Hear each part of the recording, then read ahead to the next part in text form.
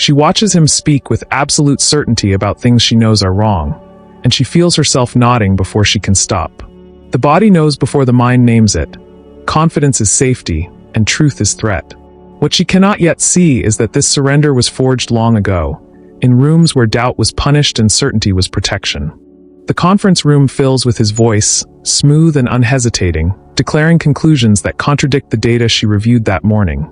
She opens her mouth to object, feels the familiar weight in her chest, and closes it again, nodding with the others, her silence purchased by the relief of not having to stand alone. He enters the political discussion with positions he has not examined, sources he has not verified, convictions that arrived fully formed from the confident voice on his preferred channel. The certainty feels like solid ground, and he does not notice that he is building his home on it, that he has stopped testing its stability, that he is living in an architecture of borrowed belief. They stand in the bookstore before the display of bestsellers, and she reaches automatically for the author whose interviews she has seen, whose face is familiar, whose opinions align with her social circle. The purchase is not about the ideas but about the belonging, the safety of being on the right side, the comfort of confidence that requires no personal verification. The recognition arrives first in the body, in the micro-moment when someone else's certainty triggers her own collapse, when his assurance becomes her permission to stop thinking. She feels herself relax into his authority, grateful for the relief of not having to decide, not having to risk, not having to stand in the vulnerable space of not knowing. He notices how he selects his information sources with the strategic intelligence of someone avoiding physical danger, gravitating toward voices that offer coherence without complexity, closure without ambiguity, finality without the exhausting work of ongoing evaluation. The map of knowledge is unconsciously calibrated for comfort, and he locates himself precisely where his uncertainty is managed by someone else's confidence. The masking operates through delegation and identification, through the belief that she has examined the evidence when she has only absorbed the conclusion, through the feeling that he has thought for himself when he has only followed the thinking of those who think confidently. She shares the article without reading it, he repeats the talking point without tracing its origin, and neither recognizes the defense that has just occurred. They experience doubt as emergency, as a kind of internal weather system that approaches from the horizon with predictable dread. The person who speaks with nuance, who admits limitation, who offers probability rather than certainty, triggers an immediate regulatory response, a need to withdraw, to dismiss, to find the voice that will restore the comfort of unambiguous conclusion. He watches himself agree with a position he does not understand, feeling the relief of alignment before the shame of surrender, the comfort of certainty before the cost of independence. The shame arrives later, in the shower, in the dark, but in the moment there is only the relief of maintained belonging, the temporary safety of shared conviction. She recognizes the pattern in her relationships with authority, the consistent selection of leaders who decide without consulting, partners who declare without discussing, friends who believe without questioning. The connections function smoothly until they function not at all, until the discovered deception becomes crisis, until she understands that she has engineered her own manipulation by surrendering her judgment to their confidence.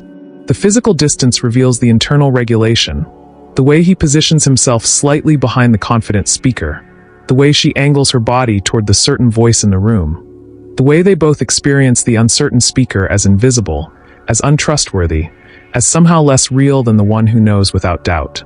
They develop elaborate systems for avoiding genuine evaluation, the agreement that precedes understanding, the sharing that substitutes for examining, the conviction that arrives without the labor of its formation. The performance of belief consumes the energy that might have developed actual belief, and the gap between adopted certainty and examined truth widens until it becomes a kind of vertigo. She notices how she experiences complexity as aggression, how a genuine question about her position feels like an attack, how the desire to understand has been replaced by the need to defend. The classroom of her childhood has become the permanent architecture of her mind, a space where doubt was weakness and certainty was survival. The forward pull arrives with the image of a child in a chaotic home, clinging to the parent who decided, who knew, who offered the safety of unambiguous authority. The connection between confidence and protection was forged in that moment, in that room, and the adult still lives in the aftermath of that lesson, still organizing their entire epistemic life around its avoidance. If this is already making sense to you, it means you're starting to notice patterns most people never see. Subscribe, And let's keep exploring how the mind really works. Now, this is where things start to get uncomfortable. The child learns early that uncertainty is danger and authority is shelter, that the questioning voice is punished and the compliant one is fed. She stands in the kitchen watching parents argue, understanding before language that safety lies in the parent who decides, who knows, who offers the relief of not having to think.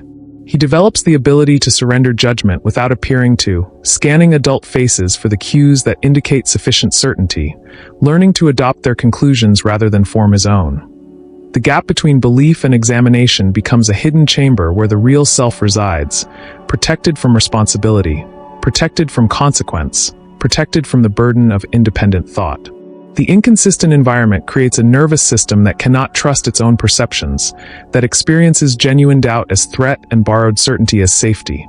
Sometimes the parent rewards her questions with patience and guidance, sometimes meets them with rage or withdrawal, and the child learns that inquiry is not a stable activity but a transactional one, something to be deployed strategically rather than pursued honestly.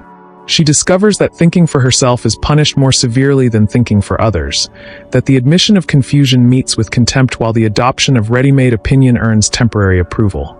The authentic self, curious and uncertain and genuinely questioning, is sacrificed for the constructed self, confident and finished and defended against the vulnerability of not knowing. The trade-off is made in silence, a contract signed by a child who lacks the language to read its terms. Authenticity is surrendered for survival.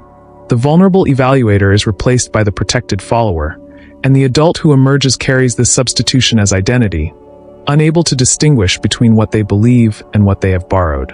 He learns that cognitive space is hierarchical, a terrain where one person's certainty relieves another's doubt, and that the only safe position is submission or its convincing performance.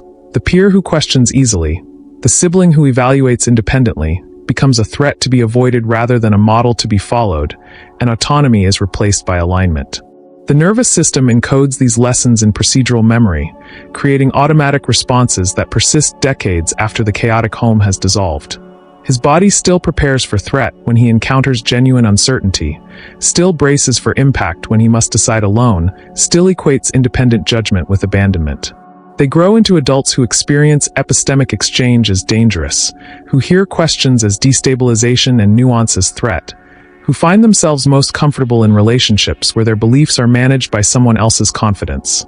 The fortress of borrowed certainty becomes indistinguishable from the self, and the fear of thinking becomes the organizing principle of their entire cognitive life. She recognizes her parents in her own patterns, the way her father surrendered his opinions to the television, the way her mother adopted the beliefs of her social circle without examination, the family atmosphere where conviction was simultaneously demanded and outsourced. The inheritance is behavioral, a curriculum taught in every dinner conversation, every response to doubt, every demonstration that safety lay in agreement. He understands that his childhood was not abusive in any conventional sense, which makes the wound harder to locate and therefore harder to treat. There was structure, guidance, the appearance of care, and only now does he see that the care was conditional, that the guidance was authoritarian, that he was protected from thinking rather than prepared for it. The subconscious prison is constructed from the very materials that once ensured safety. What protected her from parental instability now prevents her from genuine understanding. What preserved his status in the family now prevents him from genuine autonomy.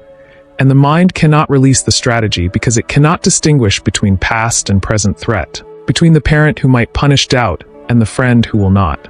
They experience the repetition compulsion as fate, selecting environments that replicate the original hierarchy, finding themselves in social settings that confirm their deepest beliefs about the dangers of independent thought and the necessity of borrowed conviction. Each successful alignment is proof that the strategy was correct, that certainty is safety, that the fortress must be maintained.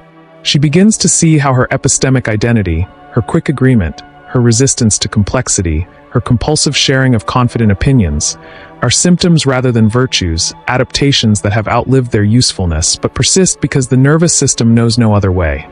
The cage is comfortable because it is familiar, and genuine evaluation feels like threat because it requires the dismantling of everything she has built.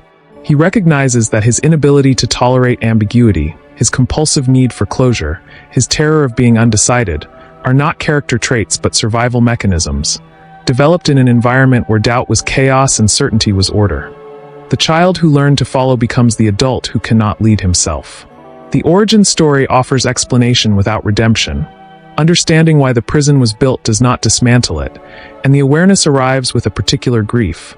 The mourning for a self that was hidden so well it may never be fully recovered, for a childhood where thinking was survival rather than pleasure, for the genuine curiosity that was sacrificed to the altar of performed certainty. They stand at the threshold of recognition, seeing the architecture of their epistemic fear with new eyes, understanding that the fortress was built by small hands in unstable rooms, constructed from necessity rather than nature. The compassion arrives slowly, mixed with rage, with sorrow, with the exhausting knowledge that rebuilding will require not just insight but the willingness to be uncertain, to be alone, to be responsible. The pattern enters the workplace disguised as collaboration, as alignment, as the admirable capacity to get on board. He is promoted for his agreement, his speed of adoption, his ability to support leadership without friction, and no one notices that his support prevents genuine critique, that his certainty blocks collective wisdom, that he has never once challenged a decision he privately questioned. She finds herself in friendships that feel like congregations, every exchange structured for confirmation, her opinions borrowed from the same sources as her circle, the reciprocal examination that might have tested their beliefs somehow never arriving. The book club becomes an echo chamber. The political gathering becomes a ritual of shared certainty. And when a friend expresses genuine doubt, she feels the familiar compression. The need to restore consensus, to dismiss the uncertainty, to protect the comfort of shared conviction. They experience mentorship as impossible, unable to tolerate the growth of independent thought in those they guide, subtly undermining their questions, redirecting their doubts toward approved conclusions, managing their development to prevent exactly the autonomy that would challenge their own borrowed authority. The student who thinks for themselves triggers not pride but emergency, and the relationship is structured to ensure that certainty remains asymmetric and control absolute. He notices how power dynamics activate the pattern with particular intensity, how the presence of genuine expertise reduces him to follower, how he becomes most agreeable, most certain, most strategically supportive precisely when he feels most threatened. The respect goes to someone less informed but more confident, and he tells himself the system is rigged, never seeing that his own surrender has made him invisible. She watches others form genuine intellectual communities, the loose networks of mutual challenge and shared uncertainty that advance actual understanding. And she cannot participate because participation requires autonomy, requires the admission of limit, requires the willingness to be wrong. She is aligned and isolated, certain and alone, and the loneliness arrives only in the aftermath, in the car, in the spaces between performances. The friction is felt before it is named, a subtle wrongness in the temperature of exchange, a sense that the other person is not quite with them even when their agreement is constant. Colleagues learn not to share genuine doubts with him.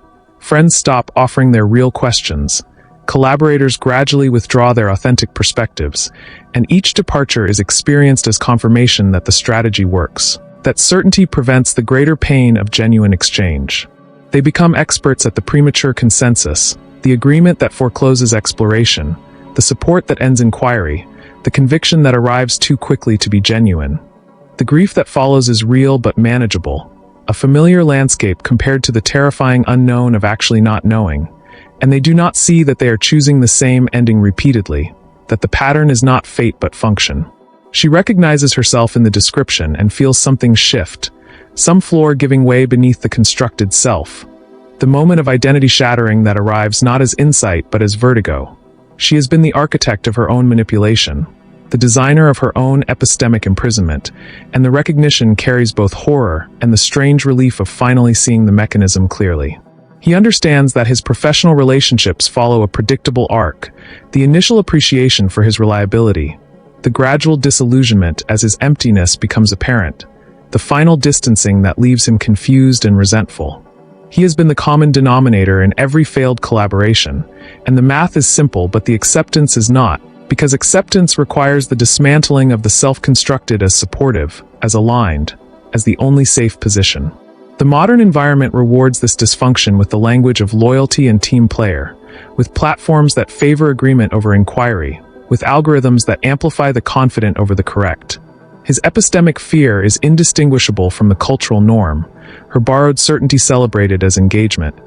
And the pattern becomes invisible precisely because it is so widely shared, so thoroughly normalized, so perfectly adapted to a world that prefers closure to complexity. They watch others perform conviction on screens, the pundits and influencers and commentators who offer the appearance of certainty without the substance of examination, and they participate with relief, grateful for the medium that allows them to outsource their judgment, to adopt their positions, to present a finished self that never admits process. The platform becomes their primary epistemic interaction, the personality their safest authority, and the isolation deepens even as the follower counts rise. She notices how the pattern replicates in her parenting, how she cannot tolerate her child's questions that exceed her knowledge, how she redirects their doubt toward her own certainties, how she models the very epistemic fear she wishes they could avoid. The inheritance continues, the curriculum is passed down, and the recognition arrives too late to prevent the lesson, only in time to witness its transmission. He sees how the information economy has evolved to accommodate and exploit this wound, how the media landscape favors those who decide without deliberating, how the political arena rewards loyalty over integrity, how his dysfunction has become his marketability. The cage is also the product, and he is selling his own surrender back to himself with interest. The layer closes with the understanding that others have always felt the emptiness, that the performance of agreement has never been as convincing as he believed, that her certainty has been read as fragility, his support as absence. The isolation is not private but visible, not protection but communication. And what it communicates is the very thing he has spent a lifetime trying to hide. That he is afraid, that he needs to be told what to think, that he does not know how to stand alone and survive. The digital age offers the perfect habitat for the pattern, a world designed by and for those who have learned to borrow certainty without examining it. The smartphone becomes an extension of the defensive architecture, a device that allows immediate access to confident voices, rapid adoption of finished opinions, the appearance of informed engagement without the substance of independent evaluation. And the body never learns to distinguish between the simulation and the thing itself. He curates his epistemic environment across platforms, constructing an information diet that confirms without challenging, soothes without disturbing, and the metrics of engagement replace the felt sense of genuine understanding. The shares accumulate, the likes multiply, and the fear deepens because the digital self cannot be pressed on its foundations, cannot be asked to trace its reasoning, cannot receive the challenge that would reveal the frightened follower beneath. She notices how the pattern is reinforced by every algorithm, how the platforms reward certainty over nuance, how the feed favors those who declare over those who inquire, how the economy of attention privileges the very defenses that keep her isolated.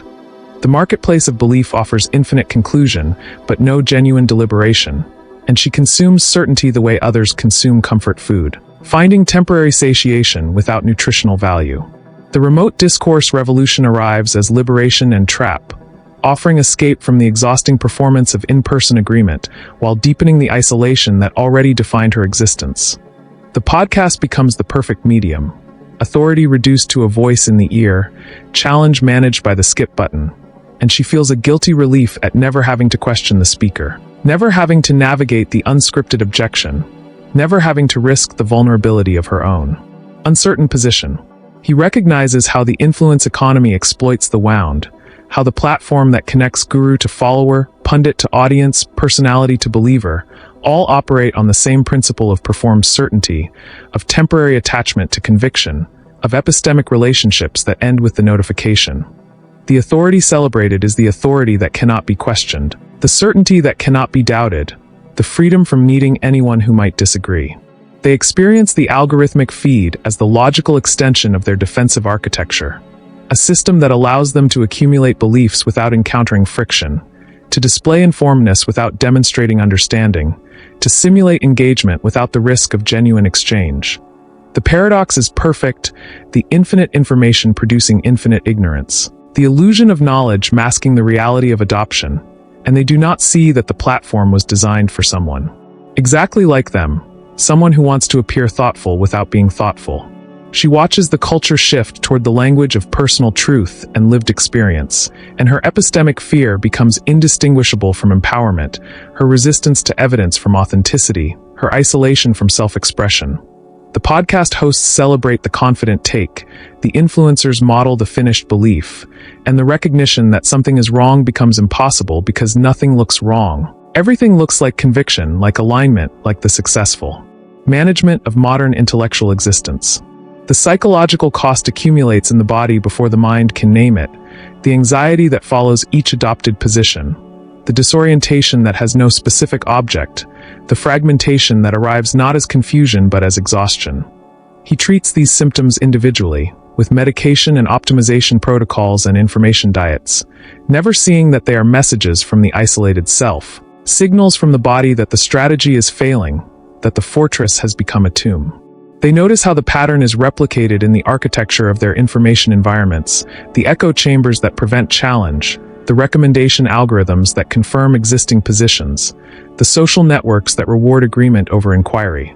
The environment was built by people like them, for people like them, and the epistemic isolation is not personal but systemic, not pathology but design. And the recognition offers no comfort because there is no outside to escape to.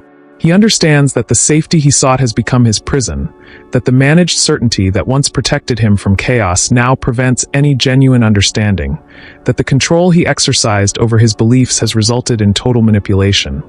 The cage is comfortable because it is familiar, and freedom feels like threat because it requires the dismantling of everything he has built, the exposure of everything he has borrowed, the risk of everything he has learned to avoid. She sees how the digital self has consumed the embodied self, how the performance of informedness has replaced the experience of thinking, how the management of epistemic image has become a full-time occupation that leaves no energy for actual evaluation. The screen shows a mind she has learned to compose rather than recognize, and the gap between the curated self and the thinking self widens until she can no longer remember which is which. The tension peaks in the recognition that the safety of the behavior is itself the greatest danger, that the fortress built to protect against cognitive chaos has produced a state of total epistemic vulnerability, that the strategy has succeeded too well and failed completely. He is safe from the pain of uncertainty because he is safe from all genuine knowledge, protected from the risk of error by the absolute adoption of others' errors, and the victory is indistinguishable from defeat. She points toward awareness without offering comfort, because comfort is another form of the same withdrawal, another way of managing the discomfort of recognition. The viewer is left with the raw fact of their own participation in the system, their own reinforcement of the pattern, their own choice of digital certainty over embodied doubt, and there is no resolution, only the uncomfortable clarity of seeing the cage from inside. The impulse to fix arrives immediately, a reflex as automatic as the epistemic surrender itself, the mind already constructing the narrative of transformation, the self already imagining its own redemption. This urgency is the final defense, the last barricade against the full weight of recognition, the belief that awareness must lead to action, that insight must produce change, that the purpose of seeing the prison is to escape it. He notices how quickly he reaches for the solution, the course on critical thinking, the practice of intellectual humility, the philosophical tradition that promises autonomous reason in 12 weeks or less, the spiritual teaching that transforms doubt into wisdom, uncertainty into virtue, without ever requiring the actual experience of standing alone with his own unexamined mind. She recognizes the fix-it impulse as another form of control, another way of managing the unbearable vulnerability of not knowing what to think, another strategy for avoiding the simple fact that some certainty cannot be borrowed, that some truth cannot be delegated, that some evaluation must be performed alone. The desire for resolution is itself the pattern, the inability to tolerate the unresolved, the unresolvable, the permanently uncertain. They have spent a lifetime constructing a self that agrees, that aligns, that survives the burden of independent judgment, and the suggestion that this self might need to be dismantled rather than improved produces a terror deeper than the original wound.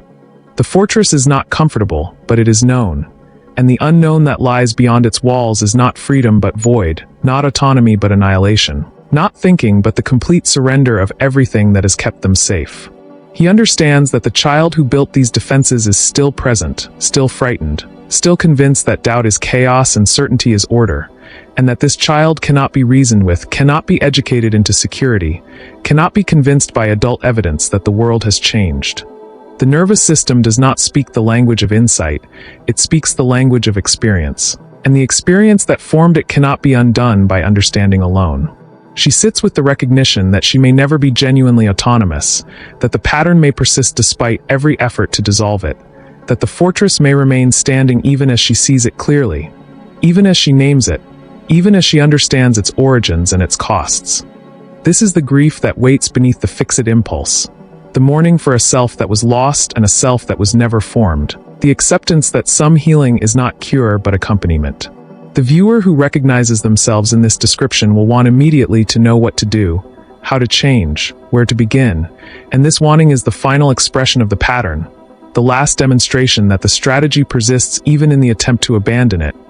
There is no answer to give that would not itself be another form of the same surrender, another way of managing the discomfort of not knowing, another method for turning the raw fact of epistemic vulnerability into a problem to be solved. He sees that the culture offers endless methods for this management, endless techniques for the optimization of critical thinking, endless programs for the transformation of mindset, and that all of them participate in the same fundamental error: the belief that the self is a project to be completed rather than a process to be inhabited. The marketplace of identity sells solutions to problems it cannot name, and the consumer buys them with the same desperate hope that once drove the child to construct the fortress itself. She notices how the desire for resolution is itself a form of isolation, the belief that she must handle this alone, that the work of becoming is private labor, that the wound is individual rather than collective. The fixation on personal transformation prevents the recognition that the pattern is shared, that the fortress is everywhere, that the fear of thinking is not failure but architecture, not pathology but design. They are left with the simple fact of their own existence, the body that breathes, the consciousness that witnesses, the pattern that persists. There is no redemption offered, no transformation promised, no happy ending to this narrative because the narrative does not end. It continues in every moment of encounter, every piece of information received, every chance to examine rather than adopt. He understands finally that the discomfort of this recognition is the only honest place to stand, that the urge to resolve it is the pattern trying to save itself, that the willingness to remain unresolved is the first genuine risk he has taken.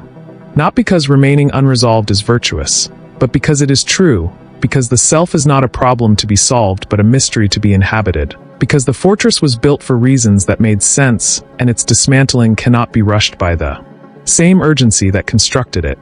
She closes with the image of the child in the chaotic room, clinging to the voice that decided, that knew, that offered the safety of borrowed certainty. The small hands that built these walls, the frightened intelligence that chose alignment over autonomy, and the adult who now sees that child with the compassion that was never available then, not to rescue, not to fix, but simply to witness, to accompany, to remain present in the presence of fear without the demand that it transform into something else. The viewer is left haunted by the simplicity of what remains. The body, the breath, the other minds who are also frightened, also fortified, also waiting for the safety that never arrives.